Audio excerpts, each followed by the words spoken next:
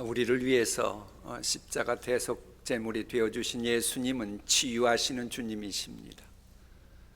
치유하신 주님이기 때문에 그 주님의 몸된 교회는 병든 이 영혼도 치유하고, 병든 심신도 치유하고, 병든 가정도 치유하고, 병든 생업도 치유해야 마땅합니다.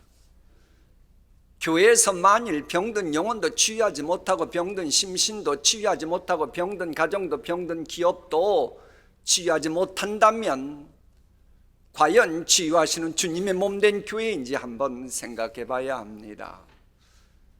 치유하시는 놀라운 역사가 우리 교회에 일어날 줄 믿습니다. 과연 그러면 치유하시는 주님의 지체답게 여러분은 지금 치유하는 통로로 쓰임받고 계십니까? 분명한 사실은 치유하시는 주님은 주님을 사랑하는 자에게 치유의 능력을 베푸시고, 치유받은 자에게 임하는 이런저런 것을 보장해 놓고 계십니다. 이것은 아주 이성적이었으나 성령 충만했던 솔로몬이 고백한 겁니다. 나를 사랑하는 자들이 나의 사랑을 입으며 나를 간절히 찾는 자가 나를 만날 것이니라. 부귀가 내게 있고 장구한 재물과 공의도 그러하니라. 하나님 사랑하면 하나님 사랑 입는다는 겁니다. 여러분, 예수님 사랑하십니까? 도대체 예수님 사랑한다는 게 뭡니까? 첫째, 예수님 사랑하는 자는 하나님의 일에 동참하는 사람입니다.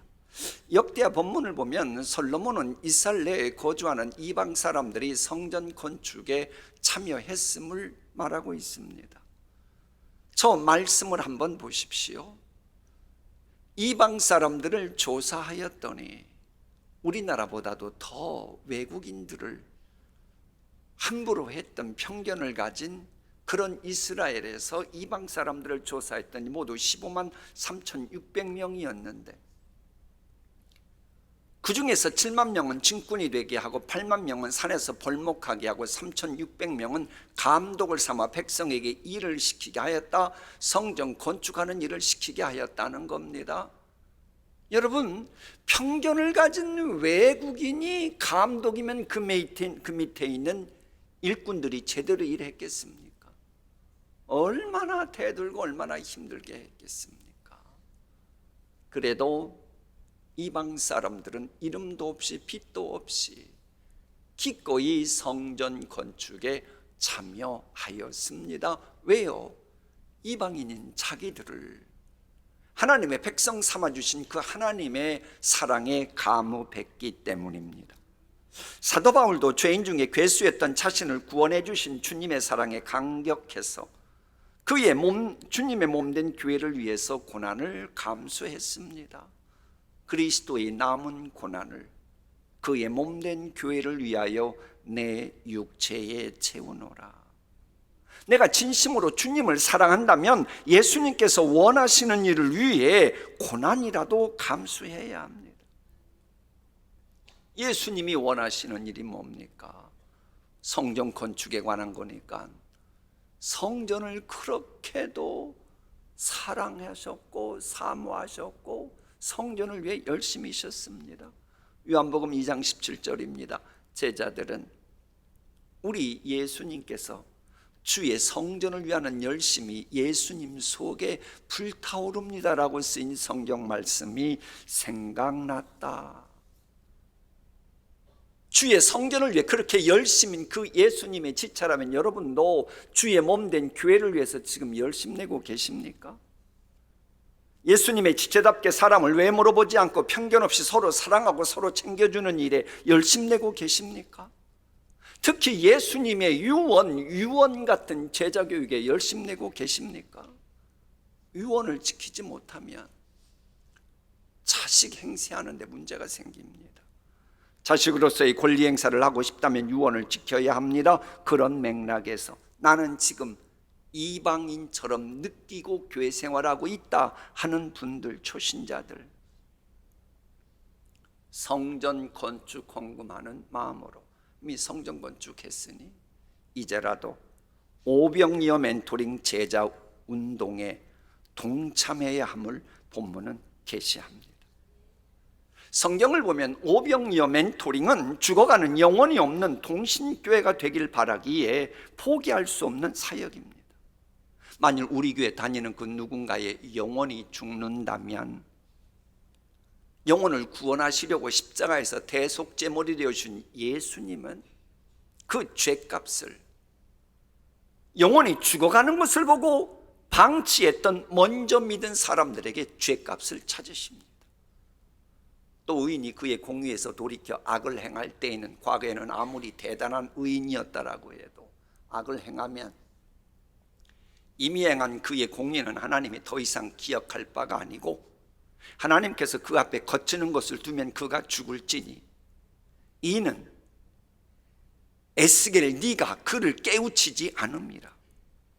그 사람은 그의 죄 중에서 죽겠지만 그러나 그의 핏값은 내가 너 에스겔 손에서 찾으리라. 그러나 내가 그 인을 깨우쳐 범죄하지 아니하게 함으로 그가 범죄하지 아니하면 정령 살리니 이는 깨우침을 받음이며 너도 너의 영혼을 보존하리라. 무서운 말씀입니다.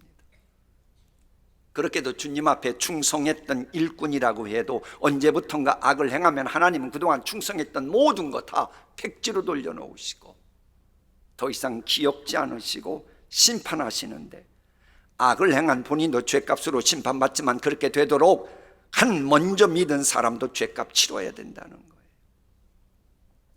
그래 이런 일이 생기지 않도록 우리 동신교회는 멘토링 베리트 작성하며 매주마다 서로 돌보고 챙기는 바로 그런 일을 하기로 하죠. 그게 오병이어 멘토링이죠.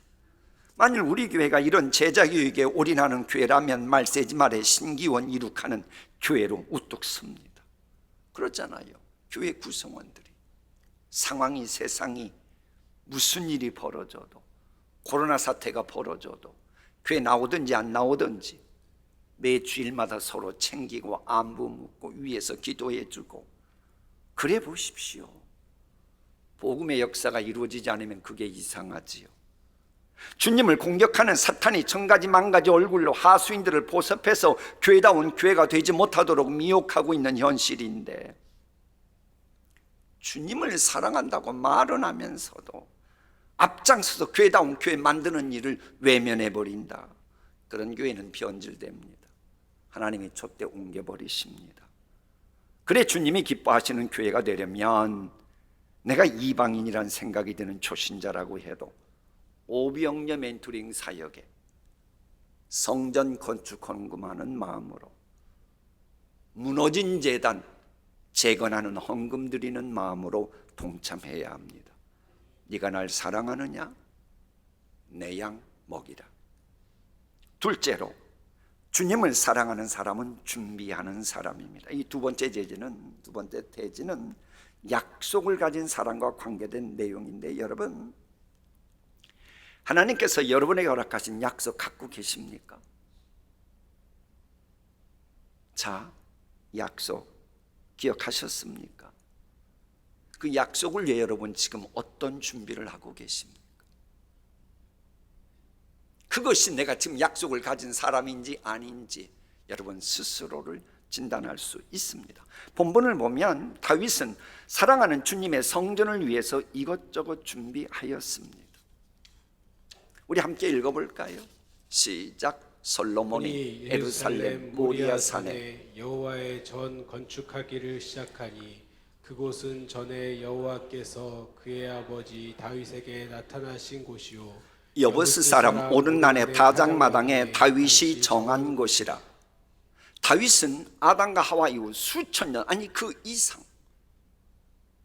들어보지도 못했던 여호와의 성전에 대한 비전을 가지고 있었습니다. 그래 그 비전을 위해 성전터를 준비했고 성전에 필요한 이런저런 재료를 준비했습니다. 베들레헴 촌동네 흙수저였던 자기 자신을 금수저 중에 금수저 만들어주신 하나님의 사랑이 너무 고마워서 그 하나님이 임재하시는 성전 건축을 위해 준비했던 겁니다.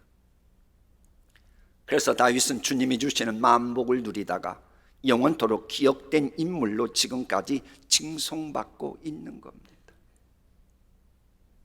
하나님께서 여러분을 왜 지금까지 살려두고 계시는지, 여러분 가정을 위해 하나님께서는 여러분이 무엇 하길 원하시는지 생각하고 준비하고 계십니까? 하나님이 여러분에게 허락하신 그 약속을 위해 여러분 지금 준비하고 있는 게 무엇입니까? 하나님은 나를 위해 약속하셨다고 말은 하면서도 약속을 위해 준비하지 않는다면 그 약속을 여러분 진짜 믿고 있는 겁니까?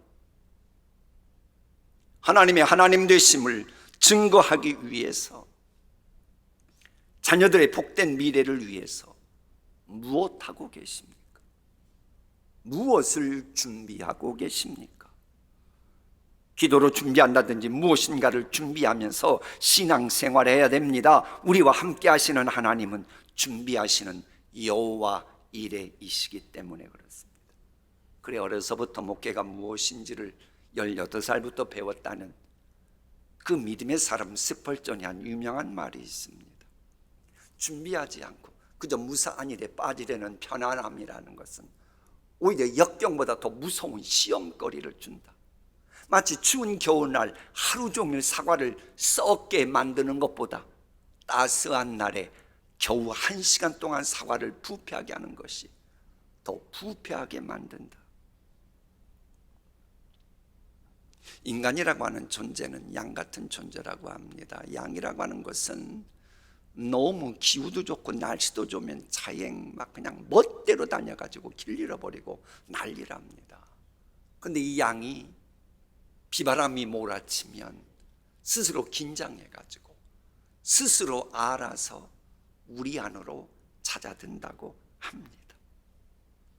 그래 인간이라고 하는 존재는 날마다 나 자신을 쳐서 복종시켜야, 스스로 근신하여 깨어 기도해야 무엇인가를 준비합니다.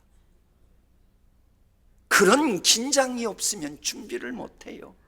그래 약속 성취를 위해 근신하여 깨어 기도하면서 준비하려는 자기 십자가를 질 때에 부활의 은총을 곧 잊게 됩니다.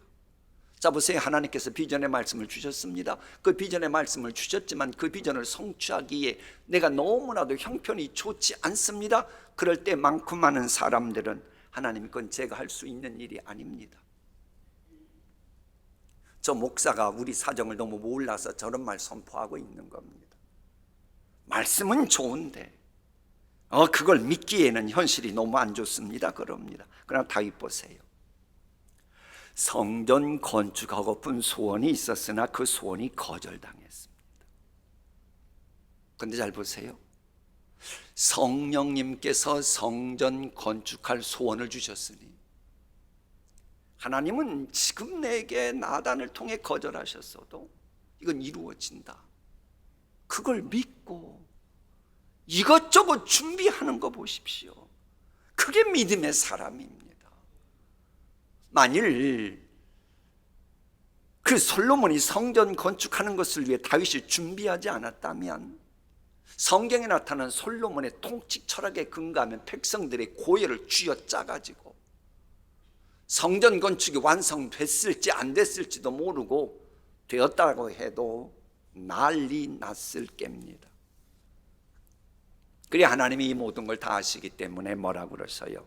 성전 건축을 준비한 사람은 다윗임을 본문은 그렇게도 강조하고 있는 겁니다. 그 준비한 다윗을 보시고 하나님은 자자손손 어지간하면 내가 모른 척 눈 딱 감고 봐주마, 젖대 옮기지 않으마, 그 말씀하신 겁니다. 다윗은 나의 힘이 되신 여호와여 내가 주를 사랑하나이다 라고 고백했고 그 사랑하는 주님이 머무실 성전 건축을 위해 준비하였던 겁니다. 자꾸 무엇인가를 거두려고만 하고 뭔가를 얻으려고만 하고 그게 안 되면 다투고 싸우고 자식을 향해 저주 섞인 말까지 하고. 다윗 보세요. 훗날 나의 자손들이, 나의 후배들이 열매 따먹도록 준비를 하고 씨앗을 뿌리잖아요. 여러분 지금 무엇을 준비하고 있습니까? 약속을 위해 무엇을 준비하고 있습니까? 다윗처럼 나는 하나님께 거절당했어도 후손을 위해 준비할 때에 하나님께서 다윗에게 허락하신 놀라운 은총 베푸실 줄 믿습니다. 사실 다윗은 주님이 그렇게도 기뻐하시는 믿음의 사람이었습니다. 그러니까 주님이 너는 안 되지만 네 아들이 된다, 그러니까 그 말씀은 고지고대로 믿잖아요. 여러분 어떻습니까? 우리도 사랑하는 주님의 체면을 생각해서라도 엉뚱한 데 에너지 낭비하지 말고 오직 하나님께서 내게 허락하신 그 약속 믿는다면 약속 성취하실 주님을 생각하고 좀 준비해야지요. 하나님께 매어 달리면서 준비해야지요. 주님은 내게 약속하시고 그 약속 성취를 위해서 다 애쓰시는데 정작 내가 준비하지 못해서 내가 그걸 누리지 못하면 그제서야 허풍쟁이 하나님이라고 하나님을 만홀히 여기고 그럼 되겠습니까? 약속 믿습니까? 오늘부터 준비하십시오. 그러기에 복음서를 보면 10처녀 중에서 슬기로운 5처녀는 그 사랑하는 신랑이 온다는 말을 믿고 기름을 준비하고 맞이했고 영생복락 누렸음을 알려주고 있습니다. 그러나 어리석은 5처녀는 그 신랑 온다는 말을 진짜 믿었으면 그렇게 잠이나 잤겠어요? 안 합니다. 준비했을 겁니다. 그러나 게으른 처녀는 그만 준비하지 못했고 신랑으로부터 거절당했고 모든 기대가 산산조각 났습니다. 이처럼 준비하는 마음이 약속을 가진 자가 마땅히 취해야 될 마음이고 그게 성경적인 마음입니다. 셋째, 예수님을 사랑하는 자는 사명으로 살아가는 사람입니다. 저 오늘 본문을 보면 솔로몬이 왕위에 오른 지 넷째에 둘째 날 건축을 시작하였더라 라고 합니다. 솔로몬은 이 사역을 위해 태어났고 이 성전 건축이라는 사역을 위해 왕이 됐습니다. 오늘 본문에 이게 나오지 않는데 역대상에 그 말씀이 정확하게 설명되어 있습니다. 함께 읽어볼까요? 다윗의 연한이 차서 조상들에게로 돌아가면 나 여호와가 다윗 너의 아들 중 하나를 세우고 그 나라를 견고하게 하리니 그는 나를 위하여 집을 건축할 것이요. 그 젊은 솔로몬은 아버지 다윗처럼 엄청난 인물도 성전 건축 거절당한 것을 잘 알고 있습니다. 아니 그렇다고 뭐 성전 건축한 사례라도 있고 전례가 있다면 얼마나 좋겠지. 그것도 아예 없어요. 그러면 솔로몬이 성전 건축하는데 얼마나 두려웠겠어요. 그러나 사명이 있기 때문에 그 성전 건축을 시작할 수 있었던 겁니다. 여러분도 하나님께서 허락하신 그 말씀의 주인공이 된다고 하는 것이 어떤 때는 두려울 수 있습니다. 그래서 머뭇거릴 수 있습니다. 그래서 이런저런 핑계를 대면서 말씀을 실천하지 못하고 그래서 하나님의 뜻을 망가뜨리는 경우도 있습니다. 여러분을 통해 이루시려는 하나님의 약속인데 그 촛대가 옮겨져서 다른 사람이 대신 빛을 발하는 경우도 있습니다. 왜 그러는 거예요? 사명감을 갖지 못했기 때문에. 사명자는 손해가 있을지라도 기꺼이 자신이 감당해야 될 사명을 감당하는 겁니다. 사명자는 환경 여건에 겁을 집어먹으면 안 됩니다. 사람이 방해를 해도 그 방해자 때문에 포기한다면 그건 사명자가 아닙니다. 의사가 환자의 암덩어리를 보고 제거해야 되는데 암덩어리 보고 제거하는 것을 두려워하면 되겠습니까? 이처럼 불행의 세력과 두려움을 주는 장애물을 두려워해서는 사명자가 될 수 없습니다. 그래서 사도 바울 보세요. 나는 이제 너희를 위하여 받는 괴로움을 기뻐하고 그리스도의 남은 고난을 그의 몸된 교회를 위하여 내 육체에 채우노라. 밑줄 친 거 보세요. 괴로움을 기뻐한대요. 그 미친 겁니다. 아니 괴로움을 기뻐하는 게 그게 제정신입니까? 근데 바울은 저렇게 말해요. 저는 마음을 먹었기 때문에 소위 지성인 엘리트라고 소문났던 총독 베스더로부터 어떤 소리 들어요? 베스도가 크게 소리내어 이르되 바울아 네가 미쳤도다. 왜 바울이 미쳤다는 소리 들었습니까? 자기를 사랑하는 주님을 위하여 주님의 몸된 교회를 위해서라면 괴로움도 기꺼이 감내한다고 했기 때문에 저 소리 들은 겁니다. 진실로 사랑하는 주님을 향한 여러분의 사명감이 있습니까? 그게 활활 타올랐다면 미쳤다는 소리 들어도 여러분은 그 일 감당해낼 겁니다.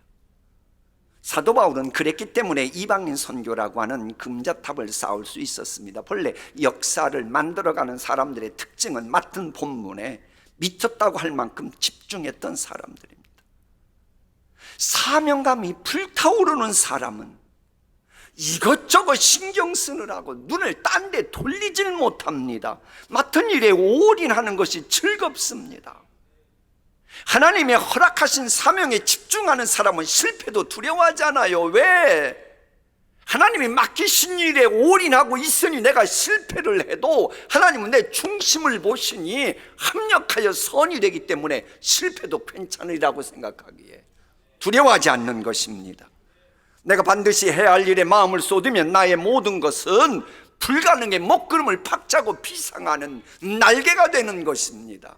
하나님께서 내게 맡기신 그 사명에 목숨 거는 사람은 인생 전체가 강력한 엔진 터보가 되는 것입니다.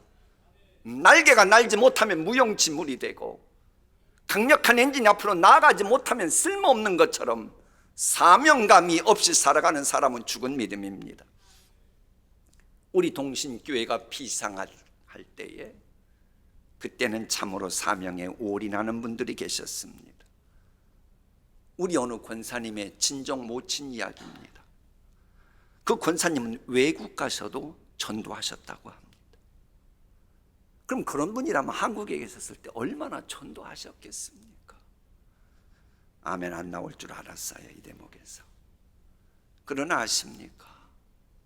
우리 교회는 그런 분들이 계셨을 때에 우길승천의 기세로 성장 부흥했던 것입니다. 정말로 우리 교회를 사랑하고 부흥하는 교회를 원한다면 전도하고 제자 양육하는 사명을 감당해야 합니다. 그래야 역사 주관자께서 힘을 실어주십니다. 이건 세상 일도 마찬가지입니다. 인류 역사에 뭔가 귀한 분들 잘 보세요. 사명감에 목숨 걸었던 사람들입니다. 미켈란젤로의 명작 천지창조. 저게 미켈란젤로가 재주만 있다고 저 작품이 나온 줄 아십니까? 그렇지가 않습니다. 로마 시스티나 성당의 천장에 무려 15년 동안 매어달리면서 태어난 작품이 바로 저겁니다. 재주 있다고요? 능력 있다고요? 그런다고 뭐가 나오는 줄 아십니까? 미켈란젤로보다 훌륭한 사람도 있었겠지요. 그러나 사명, 목숨 걸고 최선 다하는 사명이 있었기에 저런 명작이 탄생하는 것입니다. 여러분 같으면 천장에 매달려 15년간 일하라면 일하시겠습니까? 좀 믿음으로 아멘 좀 해보세요. 그럴 수 있는 근성이 있는 사람이 못할 게 뭐 있겠습니까? 내가 정말로 약속의 주인공이 되고 싶다면 그런 근성이 있어야 합니다. 바울처럼 자기 분야에 집중하는 사람은 그래서 타인과 비교하지 않고 앞푯대만을 향해 전진합니다. 왜 그 일을 해야 되니까 이런 사람은 세상이 감당치 못하느니라. 어느 분이 그러더군요. 둘 중 하나다. 좋은 일에 미치든지 아니면 이상한 것에 미쳐 삶을 망치든지 둘 중 하나다. 자든지 덥든지 해야 된다는 건데 그렇다고 우리가 미칠 때 마귀에게 미혹되면 안 되잖아요. 하나님의 말씀이 살아 움직이게 하는데 우리는 올인하고 집중해야겠지요. 그런데 내가 지금 제대로 하나님 말씀이 살아 움직이도록 하는데 집중하고 있는지 아니면 마귀에게 미혹돼서 미친 건지 그걸 어떻게 분별해요? 그건 사람도 못합니다. 알 수도 없습니다. 오직 성경 말씀뿐입니다. 왜? 하나님의 말씀은 살아있고 활력이 있어 좌우의 날선 어떤 검보다도 예리하여 마음과 뜻과 생각을 판단해 주기 때문에 성경을 읽으면 내가 지금 제대로 집중하는 건지 아니면 마귀에게 미혹된 것인지 분별할 수 있고, 그래서 나중에 후회가 없습니다. 내 맡은 일에 올인하고 나서도 후회가 없다? 그게 성경적입니다. 어떤 분들은 뭔가 맡은 일에 열심히 했고 나서 후회하는 분이 있어요. 그건 성경적이질 않아서 그러는 거예요. 맡은 일에 집중하고 후회함이 없고 후회스러운 것도 합력하여 선이 되는 복이 임하기를 축복합니다. 이게 사명자입니다. 물론 죄성 있는 우리이기에 우리가 사명자의 길을 묵묵히 걸어가려면 주님의 음성이 꼭 필요합니다. 그건 좀 약간 난해할 수 있으니 예를 들게요. 미국 강단에서 잘 알려진 이야기입니다. 캘리포니아의 그 비닐하우스에 장미를 재배하는 농부가 있었습니다. 그런데 이 농부는 꼭 그 향기 나는 장미를 재배할 때마다 휘파람을 크게 부는 거예요. 근데 그 옆집에 이웃 사람이 왔는데 이웃집 농부가 막 휘파람을 크게 부니까 저 녀석 혹시 우리 아내에게 딴 마음 부는 거 아니야? 그러니까 휘파람 크게 불지, 그러면서 조금 마음이 언짢았습니다. 견디다 못한 그는 농부에게 왜 그렇게 휘파람을 요란하게 부느냐고 퉁명스럽게 물었습니다. 농부는 대답 대신 자기 집안으로 그 이웃을 안내합니다. 집안에 갔더니 휠체어에 아내가 있는데 앞을 보지 못하는 시각장애인이었습니다. 농부가 말합니다. 왜 휘파람을 크게 부느냐고요? 우리 아내는 앞을 보지 못하기 때문에 제가 휘파람을 크게 불면 내가 있는 것을 알고 안도감을 느끼기 때문입니다. 농부의 아내처럼 여러분 미래를 알지 못하시지요? 사람 앞날 아는 사람이 어디 있어요? 세상에는 한 명도 없어요. 미래는 오직 하나님만 아시니까. 혹은 낭만을 극복하고 세상을 정복해야 되는데 사명자처럼 강하고 담대하지 못합니까? 그래서 전능자 하나님은 매 주일마다 여러분에게 하나님의 음성을 들려주시는 겁니다. 그 음성을 들을 수만 있다면 어떤 상황에서도 두려움이 없이 예수님을 사랑하는 자답게 이 세상을 넉넉히 살아가는 것입니다. 마무리하겠습니다. 밤하늘의 별들이 갑자기 운행을 멈추고 밤에 떠오를 달이 스톱하고 태양이 빛을 발하지 않는다면 세상은 어떻게 되겠습니까? 여러분은 빛입니다. 예수님은 빛이라고 말씀하시니 빛이어야 될 여러분이 빛의 사명을 외면해버리면 여러분의 가정의 앞날은 어떻게 되고 사회의 앞날은 어떻게 되겠습니까? 가족이 내일 먹을 음식이 썩어져 가고 있습니다. 그럴 때 소금이 맛을 잃어버렸습니다 해서 썩을 음식을 가족이 먹어야 될 처지가 되었다면 어떻게 됩니까? 소금이어야 될 여러분이, 소금인 여러분이 본인의 사명을 외면하고 포기하면 여러분의 가정의 앞날은, 교회는 어떻게 되겠습니까? 이제 예수님 사랑한다면 네가 날 사랑하느냐? 내 양을 먹이고 치라. 저 마음을 가지고 이제 이번 사순절부터 좀 가족을 돌보고 교인들을 돌보는 그 정도 고난은 좀 채우면서 살아가면 안 될까요? 너와 나의 복된 미래 그리고 가정과 교회를 위해서 좀 준비하면서 남이 괜히 유혹해도 넘어갈 정신이 없을 만큼 뭔가 준비하면서, 그래서 여러분의 후손들 미래를 위해서 뭔가 좀 해야 되지 않을까요? 그리고 사랑하는 주님께서 주신 사명감을 가지고 맡은 일에 충성해 보십시오. 그러면 영광의 광채가 가득해지는 여러분의 가정과 우리 교회가 될 줄 믿습니다. 오늘의 말씀 다 함께 봉독하고 마칩니다. 나는 이제 너희를 위하여 받는 괴로움을 기뻐하고 그리스도의 남은 고난을 그의 몸된 교회를 위하여 내 육체에 채우노라. 아멘. 기도하십니다.